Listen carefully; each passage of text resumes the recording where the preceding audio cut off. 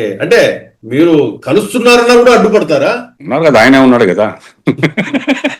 మాట్లాడతానే ఒప్పుకోనేవాడు. ఇంకా మేము పిలిచిన దానికి వస్తానంటే ఒప్పుకుంటాడు ఆయన. ఒప్పుకోడు. తిరుపతిలో ఆయన నాయకులందరూ ఏకమవుతున్నారు, తిరుపతిలో నాయకులందరూ ఐక్యమత్యంతో మెలగాలని కోరుకుంటున్నారు. ఈ మాట ఆయన తెలుస్తుంది అనుకోండి, రాత్రి కూడా నిద్రపోడు ఆయన. మేమంతా కలుస్తున్నాం, మేమంతా ఓటుకుంటున్నాం అనేసి ఇప్పుడు ఎవరిని వెళ్ళి చెప్పారంటే ఇంకా ఆయనకి ఈ రోజు నిద్ర కూడా పట్టదు. నన్ను ఎలా చెడగొట్టాలా, ఎలా విడగొట్టాలా అంటే బ్రిటిష్ వాళ్ళ పాలసీ అయిందంతా. విడగొట్టి రాజకీయం చేయాలా, ఒకరిని విడగొడితే ఒకటి నా దగ్గరికి వస్తాడు, నాకు సహాయంగా ఉంటాడు, వాడిని విడగొడితే ఇంకోటి వస్తాడు అనే టైప్ అతనిది. కలిసి ఉండాలనుకున్న రాజకీయం చేసే వ్యక్తి కాదు అతను. మేమంతా అందరితో పాటు ఉండాలనుకున్న వ్యక్తులు మేము, విడగొట్టి రాజకీయం చేయాలనుకున్న వ్యక్తి అతను. కాబట్టి అతని దగ్గర ఉన్న వాళ్ళకు కూడా చెప్పేది అదే, అతను నమ్ముకునేసి అటువంటివి చేయొద్దండి. మీకు మంచి భవిష్యత్తు ఉంది. మీరు ఎగ్జాంపుల్ గా 19 ఎలక్షన్ ముందర అతనితో పాటు ఉన్న వాళ్ళందరూ మీకు తెలుసు. వాళ్ళని అడగండి, ఎందుకు మీరు దూరంగా ఉంటున్నారు, ఎందుకు ఇప్పుడు మీరు రావడం లేదు, ఏం జరిగింది అని అడగండి. వాళ్ళు చెప్తే మంచిదే. మీకేమైనా చెప్పారా?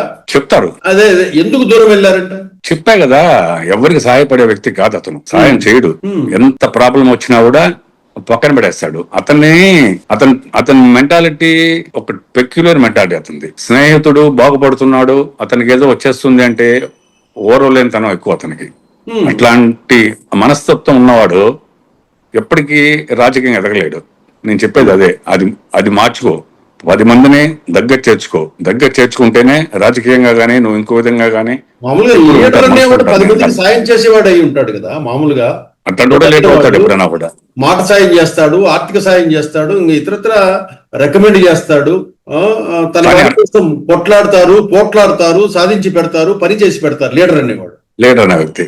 అటువంటి సహాయాలు ఆ వ్యక్తిని లీడర్ అని మనం అనలేము. ఇప్పుడు ఎట్లయిపోయారంటే తిరుపతిలో ఒక గ్రూప్, ఇప్పుడు మాకు యాంటీగా ఉన్న వాళ్ళు ఎవరో ఒకరు సహాయం కావాలని చెప్పేసి ఎవరికో ఒకరు కావాలని నీ దగ్గరకు వస్తున్నారు. వాళ్ళంతా నీ ఫాలోవర్స్ అనుకునేది నీ తప్పది. ఎందుకంటే రేపు నువ్వు చేయకపోతే మళ్ళీ నీ దగ్గర నుంచి వచ్చేస్తారు వాళ్ళు. అటువంటి వాళ్ళు కాదు నీకు కావాల్సింది. ఎందుకు అక్కడి నుంచి వచ్చావు, అతని దగ్గర ఉన్నావు కదా. ఇప్పుడు నా దగ్గరికి వస్తారు ఎవరన్నా, నేను అడుగుతాను, అతని దగ్గర ఉన్నావు కదా, ఎందుకు వచ్చావు వాడి నుంచి, రావాల్సినంత అవసరం ఏమొచ్చింది నీకు అడుగుతా. నేనేం మొహమాటం లేకుండా అడుగుతా, ఎందుకు రావాల్సి వచ్చింది, తప్పో ఒప్పో, అతనితో ఇంతకాలం ప్రయాణం చేశావు, కలిసి ఉండు, తప్పేం లేదు.